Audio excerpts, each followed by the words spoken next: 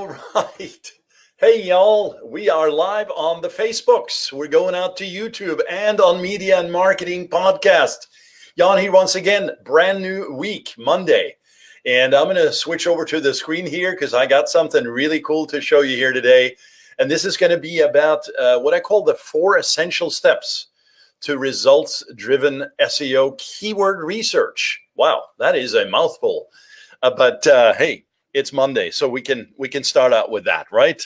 We're very excited over here because we have a lot going on actually this week in general, but excited about sharing these posts and these broadcasts with you, and especially when it comes to the different ways in which you can drive traffic. And SEO is, of course, one of the cornerstones of your marketing channels or your marketing strategies, using basically your business goals to map out using SEO. Well, that is a smart way to go. Clearly, of course, you listener here, or if you're watching, the viewer here, understand what SEO is at its basic nature, which is, of course, about keywords and contents and of course, links, especially backlinks, a big part of the Google algo. But here's the next question. Have you actually thought about the process and what's needed, to get SEO off the ground? Well, in a previous broadcast, I talked about the various business goals and marketing strategies that you have to have in play to really map out your entire, series of steps and milestones to reach your goals. But we didn't dig into too much on the keyword research side, which is a pillar, a central pillar, a core pillar, if you will, of making sure that your SEO is going to work ongoing. And when we talk about keyword research, it's also important to note that this is not a one and done thing. You don't do this research once and you're done. It's an ongoing exercise.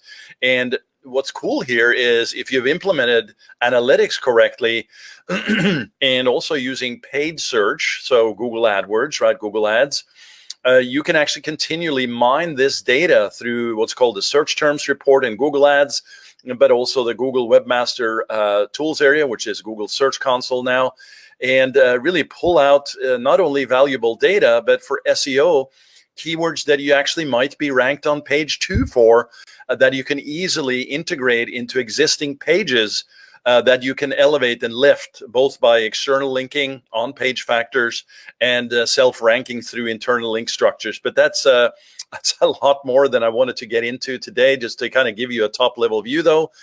Very powerful to use these, internal websites that you have, that you basically own, and these internal processes to self-mine data and enhance existing traffic points and really build more conversions and leads into your business, because ultimately that's what we want. I talked about that in the previous broadcast a couple of episodes ago, about really all of this is for naught if you don't have a clear goal and a strategy mapped out.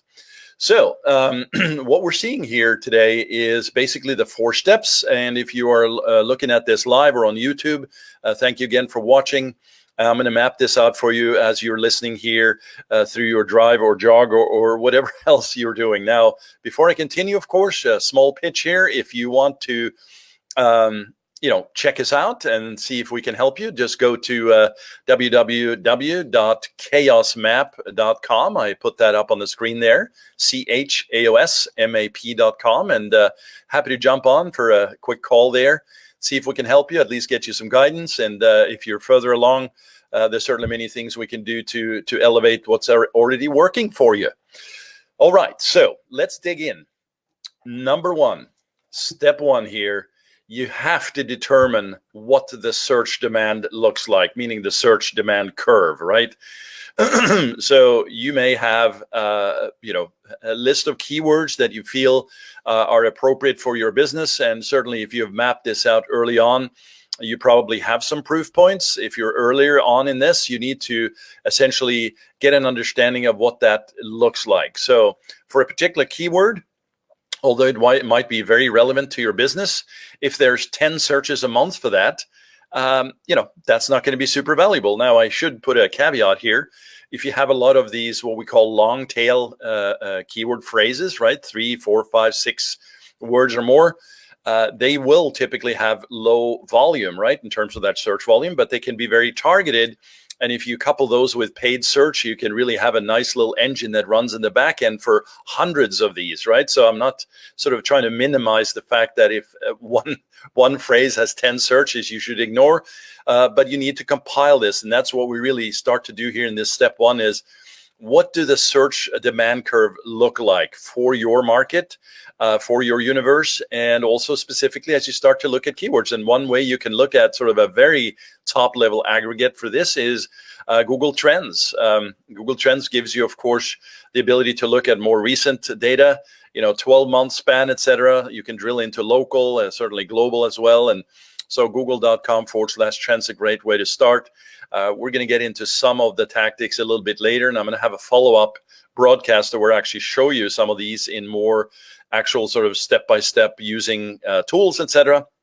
But I want you to sort of get familiar with the overall process in today's presentation. So number one, get an understanding of the volume for your business and for your market. So that's number one, the keyword demand. Number two, here's where we're drilling a little further, right? So if you understand that you have good volumes and you have start to sort of think about segmentation of those keyword groups, et cetera, well, what is the intent behind those keywords, right? So we talk about commercially driven intent keywords, right? I mean, anything with the word buy in it or purchase or looking for could be kind of considered more commerce driven, right? Well, it's also important to think about this early on, because ultimately, as I said, we want to drive the right traffic, the buyer traffic, the highly intent-driven folks. And so in step two, that's where we really start to kind of dive into some of the tools like Keyword Planner. That's one of the tools that you can use for this, although it's more driven towards, paid media. It can be a great place to start. In fact, we use it as a number of different tool sets. And you can get that obviously inside the Google tool set by going to Google Keyword Planner inside Google Ads there, and start to determine what is the intent behind this. And it goes beyond just simply pulling out lists here. You will also go out and manually search into Google and see what pops up. For instance, if you find a group of keywords that seem to have a very high commercial intent for you, that's very appropriate for you and your market, and you type it into Google and you see 0 ads or just 1 or 2, maybe it's not as commercially viable as you thought, right? So there's potentially a lot of research that needs to go on here depending on the scope of your project, right? So if you just have a 1 or 2 keywords you're trying to rank for, there's going to be less work versus hundreds of them, right? So we work on different scopes here in this regard. You can check us out at chaosmap.com, chaosmap.com if you'd like. But here in step two, you're really starting to kind of think about, how can I map this to my overall intent? So the first one was really, yes, I've determined I have volumes here. It is appropriate. I'm now diving in and determining that we do have stronger intent through these keyword selections. And then we move into step three. This is where we move into what we call keyword nominations. So the first one was sort of the selections area. This is now the nominations area. This is where we truly dig into.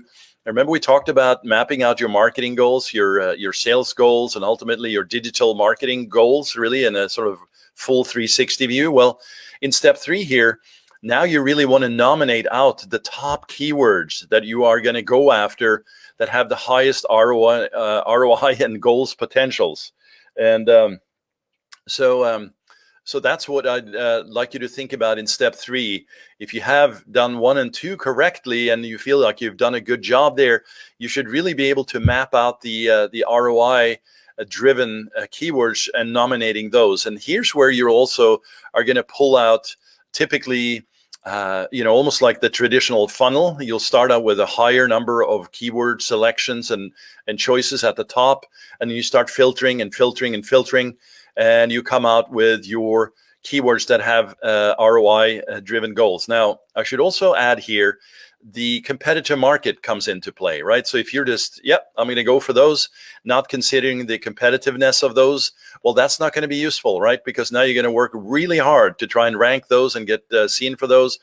where you could have gone for something that is a little bit less sort of, I don't want to say less commercially intent driven, but there is flavors of that, right? So you actually are still on the path of ROI, but they're not as competitive as 6 months trying to to rank something, when you can actually choose a little bit less trafficked set of keywords, but also something that is perhaps not sort of as straight as to, from point A to point B in terms of that e-commerce driven selection. So think about that as you do it. And again, I'm sort of giving you a top level views on this. I realize that there's definitely a more behind the scenes aspect to this, and we're going to talk about that in another broadcast. But for you to think about this at this level, it's very useful, because you'll be able to say, okay, here's my keyword demand from the sort of overall keyword volumes, dissection or research, right? Then you have the actual more intent-driven keywords that are coming into play. Now you've pulled out more the ROI-driven keywords, right? And again, when I say that these are nominations, basically these are the ones that you're going for, right? Now you're going to adjust this as you sort of move forward, because some of these are just going to be too hard to rank for, right? And I'm going to show you different ways that you can find out how to rank for these, how competitive they are. And that's going to be very helpful. That's in a future broadcast coming up later this week. But finally, here is a big one. So now you've gone through step 1, 2, and 3, right? So you got the demand, you got the intent, you got the more drill down into the ROI specific to your goals. Step 4 is about mapping the gaps and adding keywords essentially to a URL map, meaning your existing pages. If you're brand new, of course, then you're going to do the same thing. But very often what we see is there's a whole portion of keywords that are not mapped into existing pages that are already ranked. And if you recall, I talked about the idea that you're ranked on page 2 for a number of keywords. Here's a perfect example of you looking at the existing keyword map for your existing pages that are already working, and then adding a new pool of keywords and really themes. Back in the day, I started doing SEO back in, let's see here. I really didn't think of it as SEO, but it was back in 1996 doing web app stuff. In 2005, 2006 is when I really started thinking about it in terms of SEO. But, here's where, it used to be more about, just stuff keywords on the page. If you want to be sneaky, put keywords that have a white text on white background and try and sort of be spammy about this, right? And there's the whole notion of black hat SEO, which is, goes against the quote unquote Google's, policies and standards. That still exists today, of course. Gray hat SEO being somewhere in the middle. White hat SEO is the appropriate way, sort of standardized way of doing it. But of course, a quick discussion here often happens as well. Who's to say who's right here? Google is providing services. We as SEOs, we can do anything we want. And that is absolutely true. It's just a question of risk here. But this is not about black hat or gray or white. We're simply going sort of standard in this way of discussion, which leans towards white, I realize.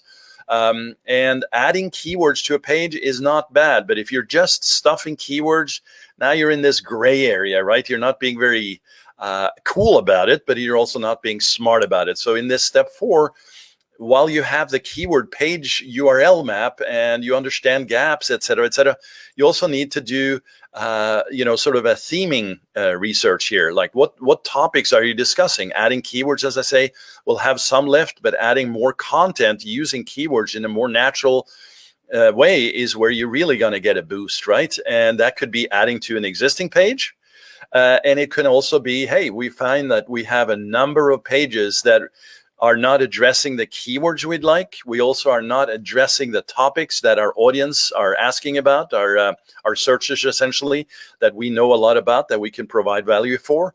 Well, then you need to do that as well, right? So you can easily see how SEO gets involved quite quickly, and it's not overnight. SEO for some of the more sort of competitive terms, will take weeks and typically months, If you want to rank for, let's see, wedding shoes, or what's a popular term like, there's baby clothes, right? Let's just use that for a second. Well, not only is that not a great term, right? It's just way too broad. It's way too competitive. It's not something that you'll spend money and time on to try and rank for because it will take forever. Well, you don't need to. You can be smart about this. That's an example of where you now can go back and find out, what's the keyword volume within that sort of niche, if you will. What is the intent within those keywords for the baby clothes, right? And what are the nominations that are more directly related to ROI and goals throughout that situation? And of course, here are they actually available as pages on your site? And of course, when we talk about baby clothes, we also talk about an e-commerce site versus a more general sort of perhaps services or lead gen approach, although those ultimately turn into leads that are into buyers. But, it's going to be about expanding that particular pool of keywords into content that the users are looking for, not just spamming or allocating keywords and just spewing them all over a page, right? But we see a lot of that too still, right? We'd think that somebody would actually get this, right? But the truth is there's a lot of websites out there, a lot of business owners and webmasters, and a lot of hearsay and a lot of forums and groups and, places, blogs, etc., that talk about these somewhat old standards. And I'd like to try and help you break through some of this here with these broadcasts. So I hope this has been helpful here, coming to you live once again here on a fine Monday. And if you'd like to get an audit, actually, we are doing that right now. We'll do an audit for you at chaosmap.com. chaosmap.com. I'm putting it up on the screen there if you'd like to see that. And in general, just thanks for watching. Thanks for subscribing. And if you'd like to give a review on the Media and Marketing Podcast, we'd love it. I'd certainly love it. Helps everybody in the community, more visibility, more traction, more opportunity for growth. And can't wait to have you come back to the next one tomorrow. So with that, remember the 1, 2, 3, 4 steps for keyword research for SEO, and we'll talk to you later. Have a good one. Take it easy.